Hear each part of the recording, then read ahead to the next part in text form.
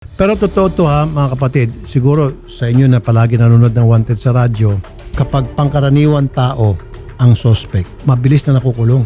Wala nang chichiboreche, may kasama pang bugbog. At lalo pa kung itong pangkaraniwan tao, nagkaroon siya ng kasalanan sa isang pulis, yari siya. Kung suspect siya, doing crime against a policeman, yari siya. Pero kung si policeman may ginawang krimen laban sa isang sibilyan, mabagal ang pagulong ng kaso. Ang dami ko na pong experience dyan. Ma'am, magandang hapon. Good afternoon, sir. At doon sa kinakasama Good afternoon po. Brian Nicole, magandang hapon po, ma'am. So, identified na po yung pulis Yes, na bumaril sir. po sa anak ninyo. Ano ra po yung motibo? Ano pong dahilan? Ang sabi po kasi, sir, love triangle daw po. Pero ang nakakaalam po talaga niyan, ito pong manugang ko. Okay, yung Como siya po yung, kinakasama. opo. Brian, sorry, I have to Opo. ask some questions na medyo mahirap din sagutin. Okay po. Pwede nyo po hindi sagutin kung ayaw nyo po. Love triangle po, nabanggit po Yes ng po. mama ng victim. Ano po sa inyo pong pagkakaalam? Ganon din po ba? Opo. Kasi po, naghiwalay po kami ni Aaron nung January 12 po. Okay. Tapos, nagkaayos po kami March 1. Mhm. Nakwento niya po sa akin na may nakarelasyon po siyang babae. Asawa po, pulis. Pero lately niya lang po nalaman na may asawang pulis tapos kasal po sila. Oh, okay. So, yung pulis na bumaril sa inyong kinakasama, yung isang nakarelasyon niya yung misis nito. Opo, sir. So, dumating sa puntong na late na malaman niya Opo. na meron palang asawa ito, nakumpranta siya ng pulis. Yun na yung... Opo, sinabi rin Ano na po yan? niya sa akin na natatakot po siya kasi nagte-text po sa kanya na huwag ka magpapakita sa akin, na hinahanap po siya. Mhm. Yun po, nasabi niya po na namomroblema po siya dun sa pulis. Kailan nangyari po yung insidente ulit? April 14 po. April 14. Opo. Tapos nasampahan na ng kaso, Kahapon lang po. kahapon lang. Po. And then, hindi niyo pa alam kung meron ng admin case na naisampa. Hindi po namin alam, sir. At sa impormasyon na kalap nyo, recently, nagjo-duty pa rin daw. Opo. O dapat yan, yung SOP niyan, hindi nagjo-duty, confined to headquarters, disarmado, no, and all. Dahil may matibay naman na ebidensya. Talagang siya yung namaril, kitang-kita doon sa video. Si Sargento Aviles, nakausap niyo na ho ba? O nakausap po Bali, ng may investigador? parating lang po sa amin na yung tatay po niya is retired IAS po. Kaya natatakot po kami na magpatulpo po. Oh, Kasi okay. iniisip po namin yung kalagayan po namin na may mabalikan pa po sa amin. Kasi di po namin nakikita yung mga kalaban po namin eh. Yes, is Internal Affairs Service. Opo. Retired ES po. Opo. Okay, so ibig sabihin, possible na meron siyang connection Opo. Kaya, sa mga taga-IAS na ngayon ay nag-iimbestiga ng kaso. opo sir. Yan yung problema natin noon pa. Maski kami panahon pa ni Ninya. Yung mga nag-iimbestiga sa IAS, kadalasan sa kanila, mga pulis din. Now, kung ikaw ay sarhento, member ng IAS, at ang inimbestigahan mo ay kernel, sasaludo ka kay kernel. There are times, itong mga taga-IAS, tulad nitong nangyari kay ma'am, retired na, madali niya kausap yung mga taga-IAS na taga-loob na madaling kalabitin at pwede siyang pakisamahan. Magandang hapon po, Colonel Mirando, sir. Sir, magandang hapon po, Senator Sir. Magandang hapon din sa ating mga tagapakinig at tagakapanood. Yung pong ebidensya na I'm sure hawak nyo na rin po na kung saan kitang-kita po itong si Sargento ang namaril dito po sa biktimang si Aaron.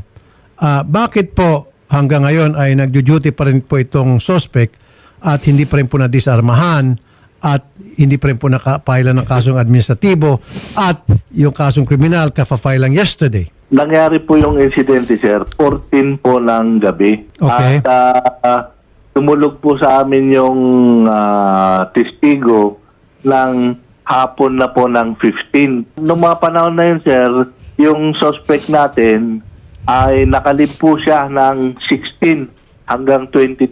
Nakancel po yung leave niya kasi sa dahilan po na may transport strike. So doon sa mga absences po niya, mayroon na pong pinail na administrative po doon. Yung pag po ng asunto, sir, nung at 30 pa po sana yon. Kaya lang, may pinadagdag lang po yung piskalya, sir, na affidavit.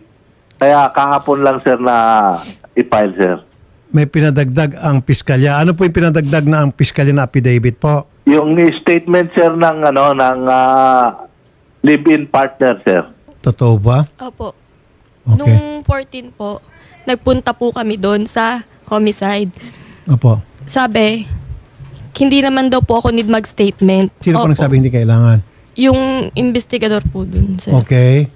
So, nung nagpunta po kami sa piskal po nung 30, nagalit po kasi bakit walang statement yung live-in partner since ako po yung laging sinasabihan ng asawa ko. Mhm. So, pinaulit po. Hiningan Okay. po ako ng statement nung 30. Mhm. Ayun po, sir. Colonel, dalawang pwede ko ipunto rito. Bakit kailangan pa ng statement ng live-in partner kung ang pag-uusapan natin ay yung video na kitang-kita na ang namaril ay itong si Sargento at yung nabaril ay itong victim. So doon pala matatay na itong suspect sa pamamaril. Bakit kinakailangan pang statement ng live-in partner? Sir, ang pulis po kasi, sir, nire-refer lang po yung asunto sa piskalya. Sila po ang nagde-determine po kung ano pong susunod na gagawin. Kaya nakita po nila na kailangan siguro yung statement ng live-in partner. Kaya po nila pinakuhanan, sir. Okay, so yung piskal po ang may gusto noon na kailangan magbigay ng statement ng live-in partner tungkol sa pamamaril. Siguro baka motibo ang gusto nila idudugtong doon. I Opo, don't know. sir. Yun po ang gusto, sir. Yung motibo po. Well, sige po. Hindi ko na question yan kung yan po ang sinabi ng piskal. However, ang akin pong sunod na katanungan, so nung the moment na nalaman nyo na po na ito nga po talagang si Sargento ang namaril kay biktima, bakit po pinayagan nyo pa rin po siya makapag-duty? Ba't hindi siya sinibak agad sa pwesto right there and then at confined to headquarters at dinasarmahan siya? Ba't hindi po ginawa? Sir, may due process po kasi tayo dyan, sir. Ngayon, na-considered lang po siya as person of interest. Alam naman po natin na hindi po pwedeng restrictive custody hanggat wala pong naipapile na asunto sa kanya. Teka muna, sir. Okay. Due process. Paki-explain nga po sa akin saan po kakailangan ng due process doon. Nakitang-kita po sa video exhibit A na ito pong si Sargento ninyo ay ang siyang bumaril kay Aaron at si Aaron ay namatay, exhibit B. So, ano pong due process pa doon? Dapat, sir, right there and then, with that piece of evidence, agad-agad, dinesarmahan na siya at confined to headquarters because very clear na may kita doon na siya ay nakapatay ng tao. Bakit ano pang due process? Yung due process, yung pagsasampa ng kaso siguro. Tulad nung matapos sampahan ng kaso, kailangan yung live-in partner, makausap, etc. etc. Yes, sir. Pero yung makikita niyo po sa video na talagang siya'y namaril at patay yung kanyang binaril at identified na siya talaga yung bumaril, bakit kailangan pa ng due process doon? Agad-agad, on the spot, siya ay tinanggal sa pwesto muna at dinisarmahan and then ituloy yung investigasyon. Sir, ganito po kasi yan, sir. Yung sa video, sir, wala pa pong nag-corroborate doon, wala pa pong nag-identify doon sa suspect natin, sir. Doon sa video na nakuha, sir. Okay. So, Kaya hindi pa, sir, ma-identify. Yes, sir. at that time na nakuha niyo yung video, wala pang nag-identify. Wala pa po, sir. Pero ang sinasabi kasi ng rito, live-in partner ng victim, identified nyo na raw po, and yet, nag-duty pa. Tama ba, ma'am? Sabi niyo sa amin kanina. Kailan po nalaman ng mga investigador na si Sargento nga po yung bumaril kay Aaron? Nung time na po yun, nung nabaril po si Aaron kasi pag susunduin niya po ako nun sa trabaho. So pagdating ko po, iba-iba na po yung tumatawag sa akin na baril daw po yung asawa ko. Tapos pagdating ko po doon, wala po akong ibang inisip kundi yun lagi niyang sinasabi sa akin na problema siya sa police. Tapos pagtingin ko po sa Facebook, nasi-search ko pa po, nakuha ko po yung mga pictures, yung family niya.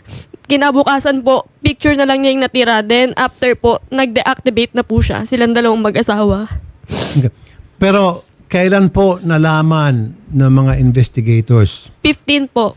Noong 15, nalaman nila na ang bumaril talaga Opo. ay si Abiles po. Aviles. Opo. At kailan nila nakuha yung video? Nung 15 din po, kasi nagbabacktracking din po sila, sir. 14 pa lang po ng madaling araw, sir. Ando dun po kami sa headquarters po. So, 15, bumalik po kami dun, Sa sir. bahay.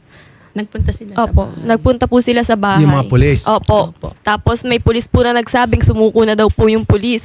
So, kami po, Meron nagsabi na Opo. sumuko na ng pulis. tumawag po sa akin, sumuko na daw po. So, kami po, sinundo po nila kami, nagpunta kami ng presinto. Kailan po yung may nagsabi na sumuko? 15 po. Noong 15 din, sabi Opo. sumuko na yung pulis. Opo. Okay. Pagdating po namin ng presinto stress, wala po dun. Oh, ayan po, Colonel. Opo.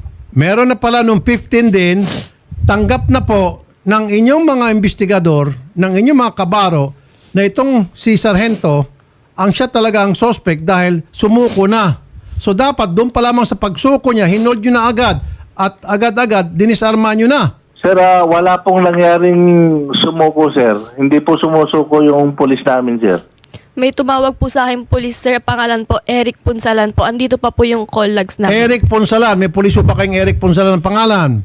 I-determine ko po, sir. Sir, para pa namin pagkakatiwalaan, pasensya na sir, I'll be really very blunt. How Okay can lang, we sir, still okay lang. how can we still trust you na base po sa iyong mga salaysay, sa iyong narrative na para bang malambot ka at parang binibaby mo itong suspect? How can we still trust you? Na parang binibigyan mo pa ng pagkakataon na para itong suspect ay mabigyan ng leniency at marami kang binabangkit pa na due process. Andiyan na nga yung nalaman nyo pala from day 1 pa lang na itong namaril ay si Sargento Aviles, and then sa day 2 nalaman nyo naman pala na sumuko na ito at umamin sa kanyang kasalanan. O, tapos ngayon pinaikot-ikot mo pa rin. Wala pong sumusuko sa amin, sir, na pulis, sir. Ito nga po sabi ni Brian, si Eric Ponsalan na pulis ninyo tumawag sa kanya at sinabi na sumuko na po itong si Aviles. Sir, Dapat, sir, magpunta po yan si Police Punsalan, sir, sa amin at magbigay po ng salaysay niya. Sir, last night po nung anak ko, pumunta po yung si Sir Makarasig, tsaka si Sir Turla, at sabi po, alam na ba ni Mrs. na nagpunta sa atin yung suspect? Ay ma'am, nagpunta po pala, may kasamang abogado, pero hindi po kami pinatawag.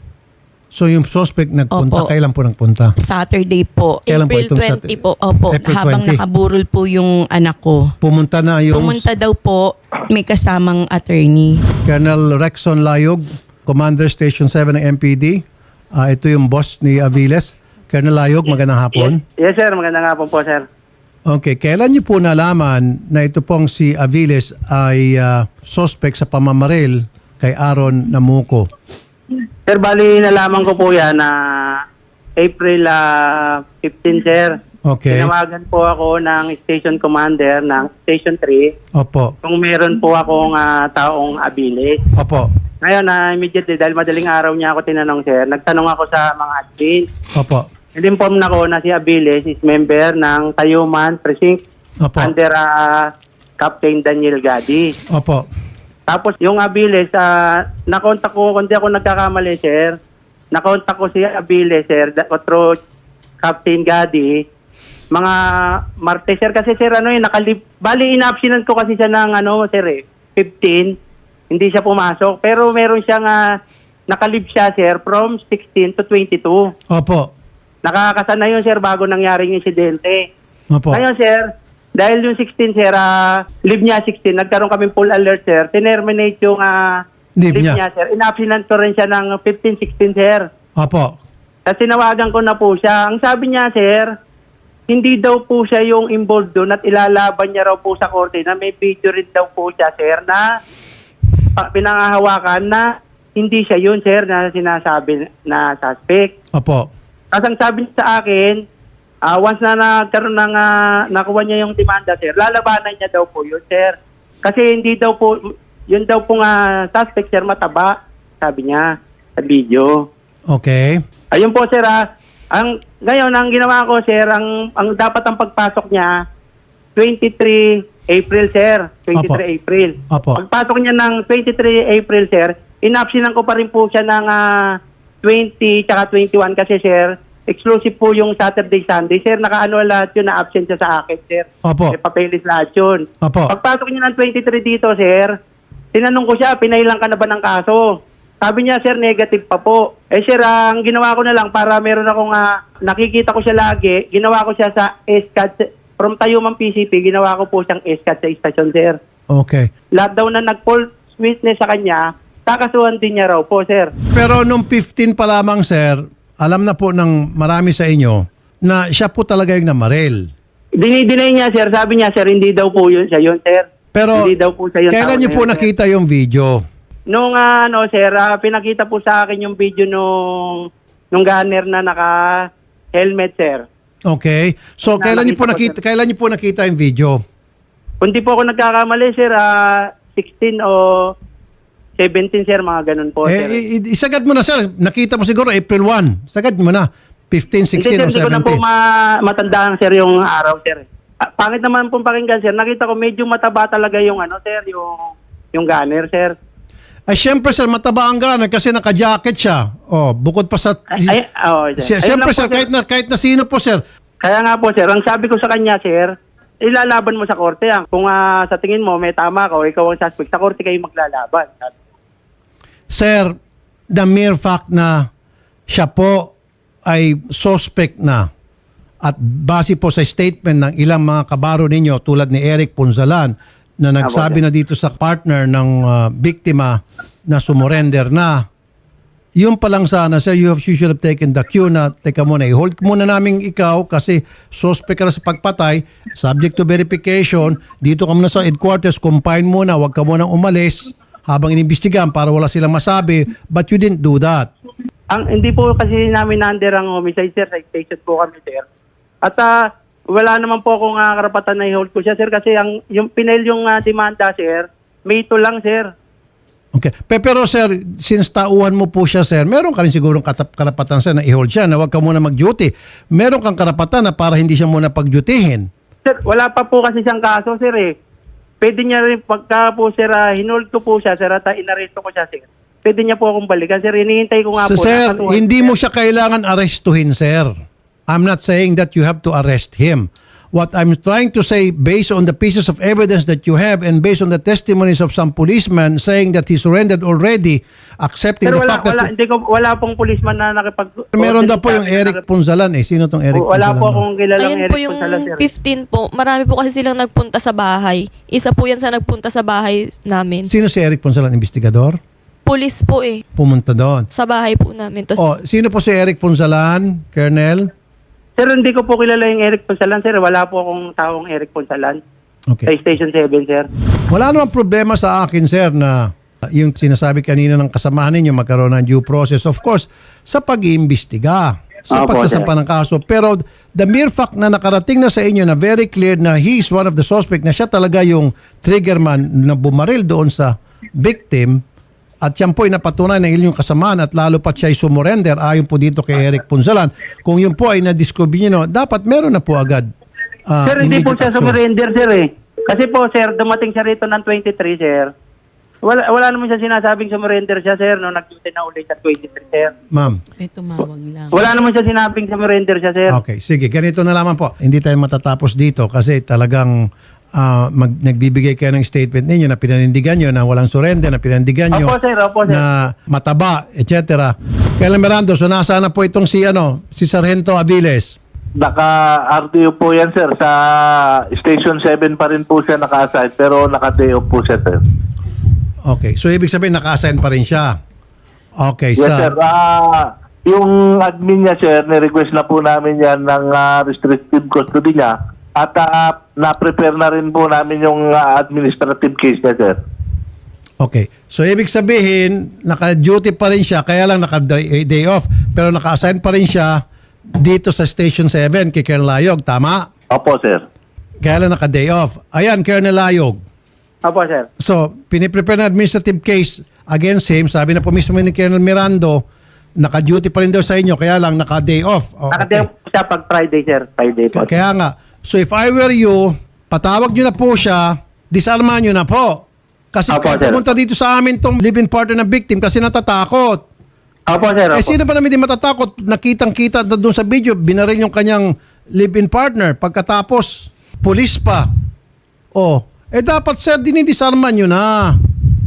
Ang dami ka pang pasikot-sikot eh. Baka gusto mo sir, magpapatawag ako ng hearing sa Senado at doon ka magpapasikot-sikot. Tingnan po natin. At patatawag namin yung si Chief PNP.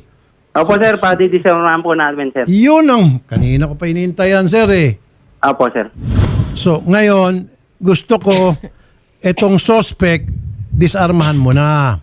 Opo, sir. Opo. At i-confine to headquarters habang iniimbestigahan.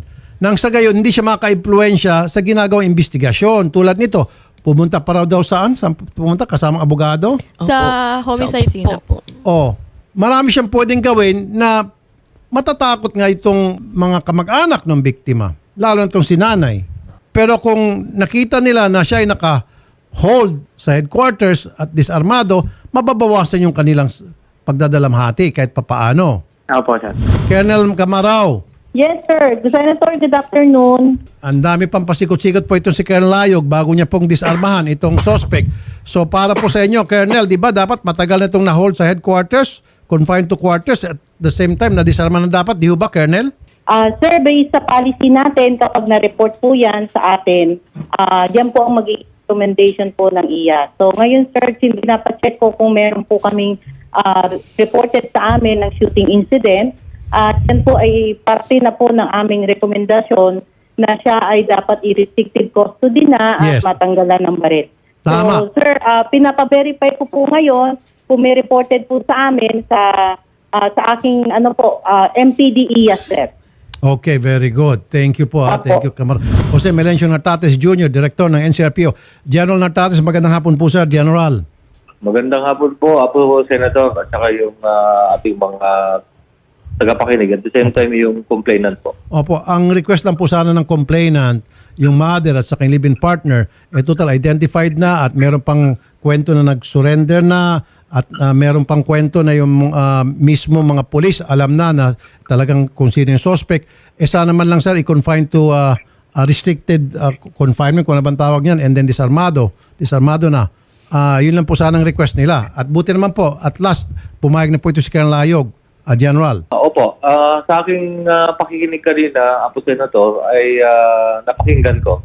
So, as the regional director, of course, I'm responsible or accountable for what they do and what they fail to do. Ngayon ko lang po nalaman. So, maasahan nyo po, lalong-lalo na kung aking makakausap, ating makakausap yung complainant para malaman ko rin kung anong iutos natin at papagawa natin. Thank you po. Thank you talaga. Sige po, General Nartates, sasamahan po namin dyan ang mother at saka itong live-in partner at kailangan din daw po nila ng proteksyon kasi takot na takot po sila dahil pulis nga po yung kalaban, nandun po yung hindi natin masisisi yung kanilang pangamba. So sasamahan po namin dyan sa inyong tanggapan, General, at bahala po kayo na kung anong narapat na tulong, sir. Asahan nyo po. Thank you very much po, Major General Jose Melencio Nartates Jr., Director ng NCRPO. Magandang hapon po, sir, General.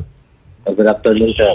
So, ma'am, sasama namin kayo doon kay General Nartates. So, skip na natin itong mga step 1, step 2, step 3, step 5 na agad tayo doon kay General Nartates para mabilis ang investigasyon nang sagad magawa yung narapat na gawin. Attorney Garrett. Yes po, Senator. Magandang hapon po.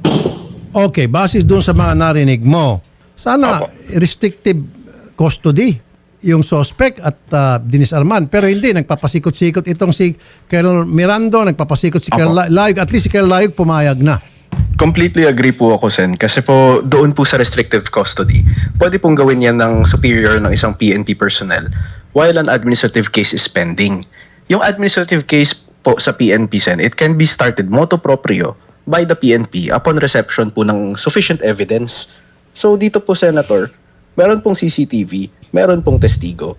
So, April 14 nangyari yung case. Ang pagkakarinig ko, Sen, kakaumpisa pa lang ng administrative case. So, there was inordinate delay na lagay sa panganib po yung ating complainant.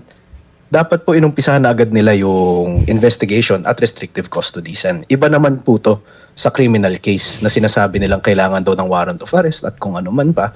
Magkaiba po yun, Senator. Mabagal nga yung paggulo ng hustisya kaya po sila napunta rito. Ito yung sinasabi ko palagi. Kapag itong si Aviles ay isang sibilyan, pangkaraniwang tao, Believe me, believe you, nakakulong to, baka nakulata pa, baka bugbog sarado pa to sa mga pulis. Lalo pa kung ang kanyang nabaril, kung ito'y civilian at nakabaril ng pulis, bugbog sarado na to, baka na-salvage pa. Pero dahil ang nabaril ay pangkaraniwan tao at ang namaril pulis, binibibaby yung pulis. Opo. Ang masama po dito, Senator, no, pinapabilis, meron po kayong bill na kino-author kung saan inaalaw nyo po na mas mabilis na. Diretso na pong penalty. There's a temporary penalty that you allow na isampa ng isang superior ng PNP dun sa kanyang tao, sa kanyang baba, Senator. Nasa second reading na po to. And Good. finally, magagamit na to ng mga Senator, ng ating kapulisan. Yun nga sinasabi ko, yung superior nitong pulis na nagkasala, pwede siyang gumawa ng sariling investigasyon, moto proprio. Yes po, Sen. Tama Diba? po. Yes po. Dito po, pinatagal po nila. Nakapunta pa po yung ating suspect sa homicide division kasamang kanyang abogado. So, kumbaga, he was free to move as if wala pong alam ang ating PNP. Where in fact, nasubmitan na pala sila ng CCTV. Okay. Colonel Mirando, so naisampa na yung kaso. Ano pong kaso isinampa labang dito kay Aviles? Colonel Mirando, sir. Murder, sir, murder. Ang sinampa natin. Okay, very good. Murder. Okay. Yes, Kahapon sir. na po naisampa. Namin, sir, pinotolerate yung mga ganyang gawain. Thank you po. Thank you po. Rest assured, sir, i-relieve na namin kagad yung pulis na yan. Thank you po, Colonel. Okay, wala naman po akong sinasabi na kayo po ay pabaya sa inyong tungkulin, Colonel. Yung pinupunto lang po namin dito, base po kasi sa naramdaman ng mga kamag-anak ng biktima, ay parang mabagal ho ba ang paggulo ng hustisya. Kaya po siya napunta rito. Dahil kung mabilis po ang paggulo ng hustisya, they don't need us. They will not have come to us. Yun lang Yes, po sir, yun. naiintindihan po namin yun, sir. Pero ganun po pala, nasampan nyo na po yung kasong murder. So ngayon, kailangan nila ng kanilang seguridad. That's why sasamahan namin sila kay General Martin Nartates nang sagay mabigyan silang assurance. Ano po, maging kampante kayo. Yes, sir. Senator, kailangan din po sana namin kung mayroong magiging attorney po namin. Sige po. Opo. Hanapan Thank you po po, namin sir. kayo ng abogado tungkol dyan. Kasi hindi po Okay. namin kayang magbayad ng hinihinging mga acceptance fee. Sige po. Anyway, ang inyo pong maging abogado ay yung gobyerno, yung prosecutor. Opo. Siguro po, baka sinasabi nyo yung assisting Opo. private lawyer. Tama ba ako, Tony Garrett? Ang hinahanap po nila, Senator, is most probably what we call Private. a private prosecutor. Private prosecutor. Although that is always the good option dahil nga po may aalalay sa ating public prosecutor. Opo. Ang masasabi ko lang po sa ating complainant, ang ating mga public prosecutor ay napakagaling pong mga abogado niyan, ma'am. So, ang gagawin na lang po ng programa, Senator, if you will allow us, is mag-coordinate po kami sa handling prosecutor para medyo maalalayan po yung kaso as to yung schedule po, mapapigay alam natin sa complainant. Ganun na lang po, Sen. We will coordinate with Ang the public sinasabi po prosecutor. ni Atty. Garrett, ang pinaka-abogado nyo po dito ay yung gobyerno. Manggagaling sa gobyerno. Yung po yung tinatawag na public prosecutor. Magagaling po yan sila. Mga bihasa po yan. Mga experience po ngayon. So, sila po ang tatayong abogado. Sila magpo-prosecute doon po sa suspect. Kami po, on our end, magmumonitor kami. At kung anong kailanganin ng prosecutor, anong klaseng alalay kailangan, o kayo, darating kami. Kung ano pa man yun. Tama ba ako, Atty. Garrett? Tama po, Sen. Tulungan po natin si public prosec, i-secure yung attendance ng mga witnesses. Kung may kailangan po si public prosec na mga dokumento, kami po, handa po kami ibigay po sa kanya yun, Sen. Colonel Mirando, salamat po sa pag-file ng kaso murder dito kay Sergeant Aviles. Wala pong ano man, sir. Thank you po. Magandang hapon po, Colonel Orlando Mirando Jr., sir. Thank you po, sir. Maraming salamat din po, Senator. Opo. At Colonel Layog, maraming salamat din po, Colonel Layog, sir. Thank you, Atty. Garrett. Thank you. Yes po, Senator. Magandang hapon. Okay. Pero totoo to mga kapatid, siguro sa inyo na palagi nanonood ng Wanted sa radyo, kapag pangkaraniwan tao ang suspect, mabilis na nakukulong. Wala nang chichiboreche, may kasama pang bugbog. At lalo pa kung itong pangkaraniwan tao, nagkaroon siya ng kasalanan sa isang pulis, yari siya. Kung suspect siya doing crime against a policeman, yari siya. Pero kung si policeman may ginawang krimen laban sa isang sibilyan, mabagal ang pagulong ng kaso. Ang dami ko na pong experience dyan. Tututukan po namin ito, ma'am. At Salamat lahat po, po ng sir. klaseng tulong ibibigay namin. Salamat po, Magandang Senator. hapon po. Thank you, sir. Nasaan po ngayon yung bangkay? Nalibing na po. Nalibing na po, Nailibing sir. na. Okay, sige po. Kung ano po may tulong ko, magsabi lang po kay Claudette, ha? Thank you. Salamat Magandang po. hapon po. Salamat po, sir. Magandang hapon.